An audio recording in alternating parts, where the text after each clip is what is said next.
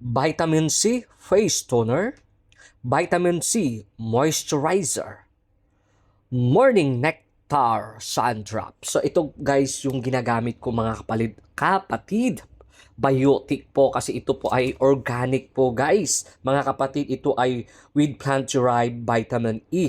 Ayan po yung Morning Nectar Sun Drops po. So ito na guys, magsisimula na po tayo sa vitamin C face toner po. So ayan, i-spray mo na lang sa mukha mo and then syempre i-massage mo na lang. Syempre pabilisan na lang kasi yung ginawa natin, pero meron po yung proper way kung paano natin ilagay diyan. Of course, kasi alam niyo naman hindi naman ako mahilig maglagay ng ganyan kung ano-anong pinaglalagay sa ating pagmumukha.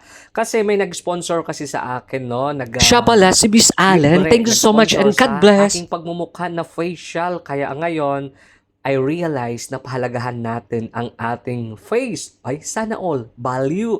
Face value. Alam niyo naman, syempre, mukha ay mahalaga. Kasi kung hindi presentable, no? If your face is not presentable, automatically ay sana all. Automatically, ano yon, hindi ka mapapansin. Syempre, kahit may filter, ang problema, nag-filter kayo, tapos kita kayo nga. So, ayan po yung pangalawa na ginagamit ko, yung Bisaya Mandahong, Vitamin C Moisturizer po. So, ayan na po yung Vitamin C. Okay, so ayan din, pahid-pahid natin. Mga kapatid, siyempre, uunahin natin muna yung Vitamin C Face Toner. So, pangalawa iyan, yung Vitamin C Moisturizer. At finally, okay, siyempre, i-dry natin muna yan, no? Bago natin gamitin yung step by steps, of course.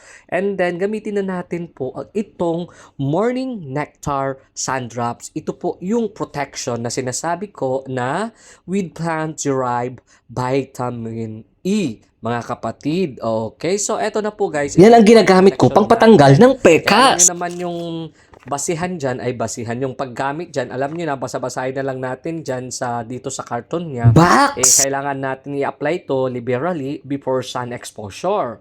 Reapply every 2 hours. Water resistant up to 80 minutes po, mga kapatid. So, ganun lang po yung paggamit dito, no?